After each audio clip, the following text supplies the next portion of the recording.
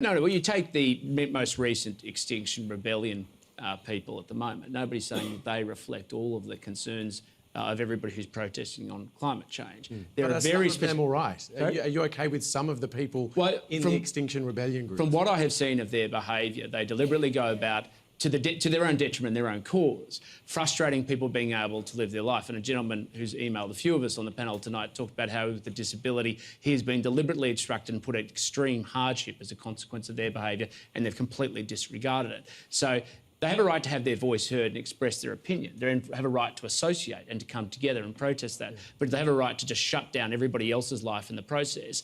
No, that's going too far. I have a feeling the person that's emailed some of you has also emailed us. The next question is a video from Matthew Zammit in Thornbury in Victoria. My name is Matthew and I've been heavily disrupted by the protests last week. Many people have, but as somebody with a few disabilities, it hits people like me harder. I tried to raise these concerns with protesters when they blocked my bus by chaining themselves on tram tracks.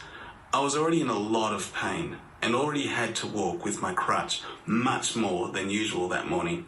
When I attempted to speak with people on one side of the street, I was jeered at and called offensive names. I struggled over to the other side of the street and had fruitless arguments with protesters there. I agree climate change is a very serious issue, but what balance do you think should be struck between the rights of people with disabilities and the right to protest? Tim Watts, how do you do that? Look, Hamish, I think it's a bit of a theme of mine. I think we just need to spend a little bit more time listening to each other in society. And there's a lot of talking past each other, a lot of shouting at each other in the current media and political environment.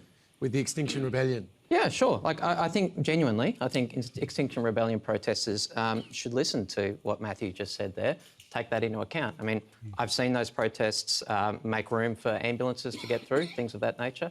It seems pretty reasonable to say that they ought to be accommodating people with disability. That can't be the purpose of their protests. I'm sure they're not trying to inconvenience, cause physical pain to people, so they ought to really listen to that. Jennifer Hewitt, it's not just Extinction Rebellion, though, that some of our leaders have had a problem with. They've also had a problem with teenagers leaving school for the day to go out and protest. Where do we draw the line? Well, it's always a question of balance and judgment, isn't it? I mean, I seem to struggle with that. We do. I think we always have it, but now it's kind of more in the open, and everybody can have an opinion, so everybody can shout at one another and be heard via social media. It must be exhausting being a columnist.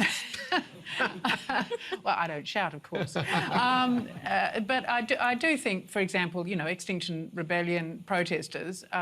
Obviously, you could sympathise with some of their aims, but I mean, an awful lot of their aims just seem to be a kind of nihilistic kind of doomsday cult where, we're all ruined and we all should just kind of give up any fossil fuels tomorrow, as if there will not be any kind of massive economic impact and shocking, results for millions and millions of people.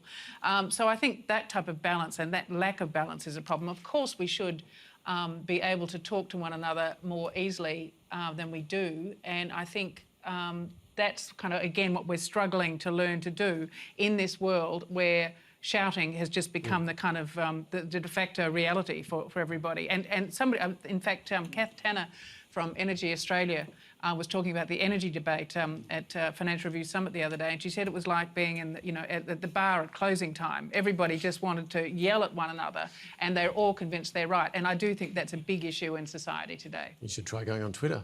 I tend to avoid it if I can. Vicky, do you see the parallels, though, between the reaction here to some protesters and the reaction to protesters in Hong Kong who clearly want to disrupt? I do a lot. I think, the protests in Hong Kong, they started out as just 2 million people walking on the streets peacefully. It's a bit like the climate strike from school kids. And they didn't cause any trouble. They were largely peaceful. But when the government doesn't respond, they grew desperate. And then they start, a small group of them started disrupting. And it's just the same here. The climate, the people who are pro-climate action, they started to disrupt. This is a show of desperation. These people are taking these measures knowing the price they have to pay. So it's more a reason that we should listen to them. But at the same time, I think what it takes, I agree with Tim again, it takes a bit of empathy from all sides. in Hong Kong, well, still now, but more earlier days, in last month and the month before, the protesters, they actively try to help people who, they've caused trouble too. They try to apologize, they try to persuade people, we're doing this for democracy, we're doing this for our cause, please forgive us. So I think this is something that maybe Extinction Rebellion could learn from, try to empathize a bit more and try not to inconvenience other people too much while getting your message out there.